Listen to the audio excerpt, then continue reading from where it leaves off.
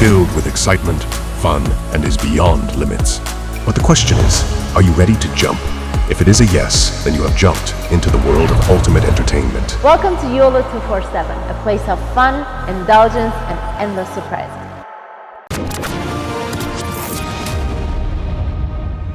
हमारे 8 भाई जिनको कतर में जासूसी के बेबुनियाद आरोप के तहत फांसी की सजा दी गई थी, उनको अब कतर ने छोड़ दिया है। कहानी कुछ ऐसी हुई कि वहां पे एक कंपनी में ये काम करते थे आठों के आठों इंडियन नेवी के वेटरन, हाईली क्वालिफाइड लोग। मुस्लिम दुनिया में एक तासुर पैदा होता, क्योंकि इजराइल के खिलाफ सब के सब है। हमास की पूरी लीडरशिप कतर में बैठी है और टॉप लीडरशिप तालिबान की कतर में बैठी है कि भारत के ऊपर प्रेशर डालने के लिए कतर ने बात करी है। पहले तो कतर के अमीर से प्रधानमंत्री जी मिले, लेकिन उसको ऐसा लगता है कि अगर भारत के साथ कोई भी बुरी चीज होती है या कोई बुरी खबर भारत को मिलती है, उसी में पाकिस्तान अपनी जीत ढूंढ लेता है। डॉक्टर एस जयशंकर पहुंच जाते हैं ईरान और ईरान से पूरा दबाव डालने की कोशिश करते हैं। एनएसए भारत के अजीत डोवाल साहब ये पहुंच जाते हैं कतर और वहां पे बात करते हैं लगातार और कई फ्लाइट्स लेते हैं, कई ट्रिप्स लेते हैं। जय हिंद दोस्तों, मैं हूं मेजर गौरवारी और आप देख रहे हैं आज की ताजा तरीन खबरें। सबसे पहले पूरे देशवासियों को बहुत बहुत शुभकामनाएं। हमारे 8 भाई जिनको कतर में जासूसी के बेबुनियाद आरोप के तहत फांसी की सजा दी गई थी, उसके बाद उसको उम्र कैद, 3 साल की सजा, 4 साल की, 10 साल की, 20 साल की, अलग अलग लोगों को अलग अलग सजा दी थी, उनको अब कतर ने छोड़ दिया है। 8 में से 7 भारत पहुंच चुके हैं और एक अकेला बंदा वहां पे है, वो आ जाएगा 1-2 दिन के अंदर। There is some documentation to be done. तो हमारा 8वां भाई भी बहुत जल्दी यहां पे लौटने वाला है। दोस्तों, इसके पीछे स्टोरी क्या है? दोस्तों, कहानी कुछ ऐसी हुई कि वहां पे एक कंपनी में ये काम करते थे आठों के आठों इंडियन नेवी के वेटरन, हाईली क्वालिफाइड लोग। तो ये काम कर रहे थे एक स्मॉल सबमरीन प्रोजेक्ट में। इनके ऊपर इल्जाम ये लगाया कि इन्होंने इजराइल के लिए जासूसी करी। अब देखिए दोस्तों, ऐसा है कि जब आप बात करते हैं ना इजराइल के लिए, तो मुस्लिम दुनिया में एक तासुर पैदा होता, क्योंकि इजराइल के खिलाफ सब के सब हैं। कुछ हैं जो नहीं है, लेकिन ज्यादातर इजराइल के खिलाफ हैं, कतर खास तौर से। और कतर क्यों जरूरी है, मैं पूरी स्टोरी आपको बताऊंगा, लेकिन मैं चाहता हूं आप समझ जाइए कतर क्यों जरूरी है। दोस्तों, हमास की पूरी लीडरशिप कतर में बैठी है और टॉप लीडरशिप तालिबान की कतर में बैठी है। यानी कि जो ऐसे वैसे काम करते हैं सारे के सारे कतर में बैठे हैं। और कतर बहुत अमीर मुल्क है। कहते हैं कि कतर तेल के ऊपर तैरता है, इतना पैसा है कतर के पास। तो कतर ये सब चीजें करता है, पहली बात। दूसरी चीज, भारत के ऊपर प्रेशर डालने के लिए, ये मेरा अनुमान है, ये मेरा एक एस्टिमेट है, या फिर आप कह लीजिए एनालिसिस है मेरा, कि भारत के ऊपर प्रेशर डालने के लिए कतर ने बात करी है। लेकिन हुआ क्या?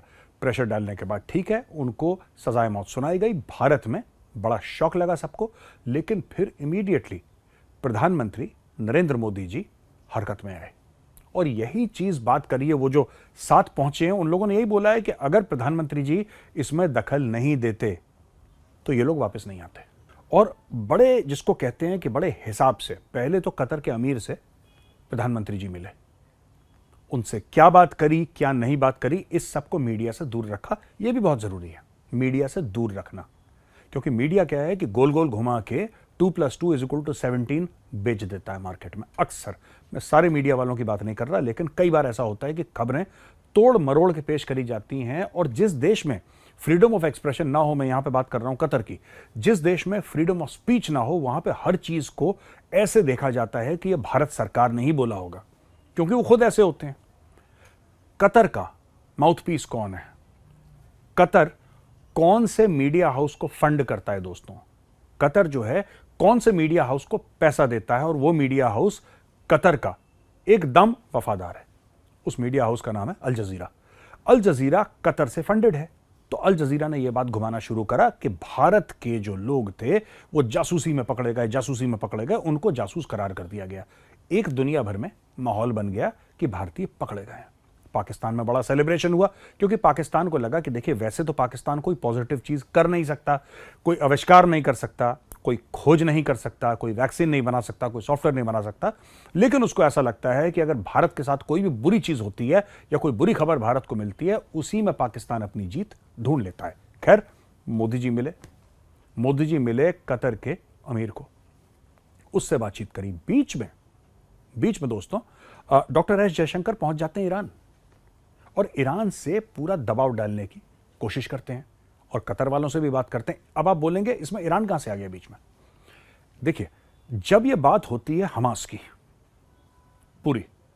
जब बात होती है हमास की, जब बात होती है हिजबुल्लाह की, जब बात होती है हुथीस की, तो फिर बात होती है ईरान की, क्योंकि ईरान इन तीनों को फंड करता है। और हमास की और हिजबुल्लाह की सीनियर लीडरशिप बैठी कहां पे है? वो बैठी है कतर में। तो यानी कि ईरान और कतर के बीच में एक बहुत तगड़ा तालमेल है। भारत ने उस तालमेल का, उस भाईचारे का भी फायदा उठाया, क्योंकि भारत के अरबों डॉलर का निवेश ईरान के अंदर है। तो भारत ने बोला साहब ये स्टोरी है और आप जाके बात करिए। ऊपर से चुपचाप, बिना मीडिया में आए, बिना किसी को बोले, एनएसए भारत के अजीत डोवाल साहब ये पहुंच जाते हैं कतर और वहां पे बात करते हैं लगातार, और कई फ्लाइट्स लेते हैं, कई ट्रिप्स लेते हैं, और एक माहौल बनता है वहां पे। कतर के ऊपर कतर को रिक्वेस्ट भी करी जाती है और कतर को आंख भी दिखाई जाती है। मैं अक्सर बोलता हूं ना कि मोदी जी ने एक, वो आपने सुना होगा सुंदरकांड का, भय बिन होए न प्रीत। आप सब लोगों ने सुना होगा भय बिन होए न प्रीत। इसमें भय कौन है, प्रीत कौन है? इसमें भय जो है वो डोवाल साहब हैं और प्रीत जो है वो डॉक्टर एस जयशंकर हैं। तो जहां पे प्रीत से काम नहीं चलता वहां पे भय आ जाता है। यानी कि डॉक्टर जयशंकर पहले उसको जाके समझाते हैं, जो नहीं समझता फिर डोवाल साहब को भेजा जाता है कि साहब ये प्यार से नहीं समझ रहे, अब इनको मार से समझाइए। तो दोनों तरफ से, मैं ये नहीं कह रहा कि भारत ने थ्रेटन करा है, मैं बिल्कुल ऐसा नहीं कह रहा, लेकिन दोनों तरफ से प्रेशर डाला गया कतर। और फिर अचानक, उनको खुद नहीं पता था वो छूटने वाले हैं साहब, उनको खुद नहीं पता था कि वो छूटने वाले हैं। अचानक उनसे ये बोला गया कि आप अपने कपड़े वपड़े पैक करिए। उन्होंने अपने कपड़े पैक करे, उनको गाड़ी में बैठाया और ले गए इंडियन एम्बेसी ले जाने के बाद उनको सीधा बोला कि आप जाइए एयरपोर्ट। वहां पे एक प्लेन वेट कर रहा था, कमर्शियल प्लेन, उसके अंदर वो लोग चढ़े और फट से आ गए भारत। लोगों को तब पता लगा जब वो भारत लैंड हो गए। खुफिया ऑपरेशन था बिल्कुल, इसमें ना मीडिया का इन्वॉल्वमेंट था ना किसी और की इन्वॉल्वमेंट थी। Let us get into this mode, let this feeling sink in. बहुत खुशी हो रही है कि वापस इंडिया पहुंच गए हम सेफ एंड साउंड। और definitely honourable prime minister Shri Modi को धन्यवाद करना चाहेंगे कि उनके पर्सनल इंटरवेंशन से ये पॉसिबल हुआ। Let's have 3 cheers for India. Hip hip! Hip hip! Hip hip!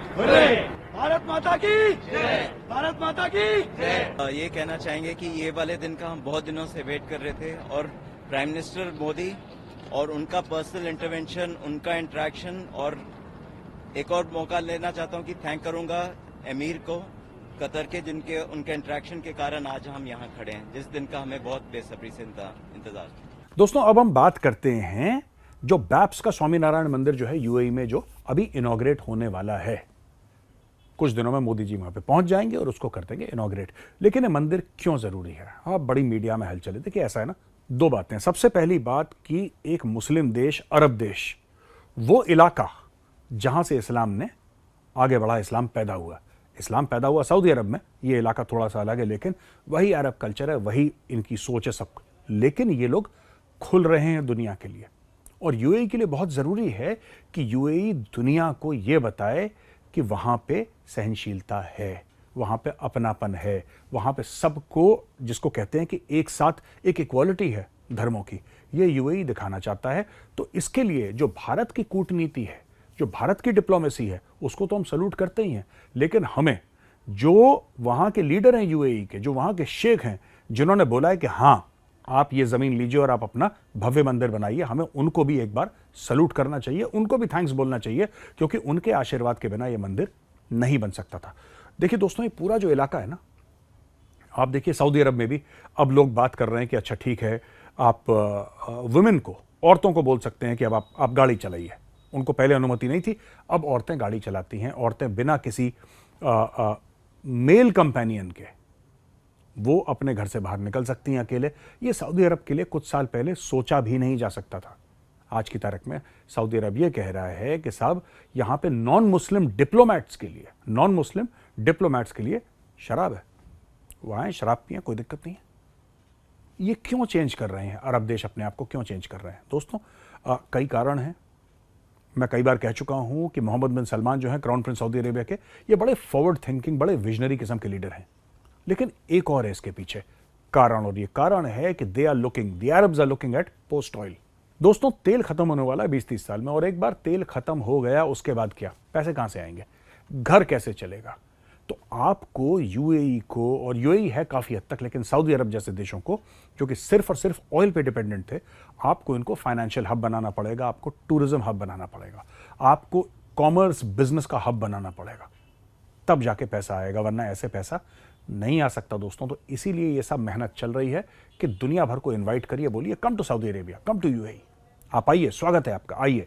आप हिंदू हैं, आप मंदिर जा सकते हैं, सिख हैं, गुरुद्वारा जा सकते हैं, ईसाई हैं, चर्च जा सकते हैं, और मस्जिद तो है ही वहां पे क्योंकि मुस्लिम देश है। तो इसके चलते उन्होंने एक ऐसा माहौल बनाया कि बोला एवरीबडी इज वेलकम, सबका स्वागत है। और मुझे ऐसा लगता है कि ये बहुत बड़ी डिप्लोमेटिक विन सिर्फ भारत के लिए नहीं है, ये बहुत जबरदस्त डिप्लोमेटिक विन यूएई के लिए भी है। तो दोस्तों, यहां पे मेरा वीडियो होता है खत्म। अगर वीडियो पसंद आया तो वीडियो को लाइक करिए। कल फिर हाजिर होऊंगा एक नई वीडियो के साथ, तब तक के लिए जय हिंद।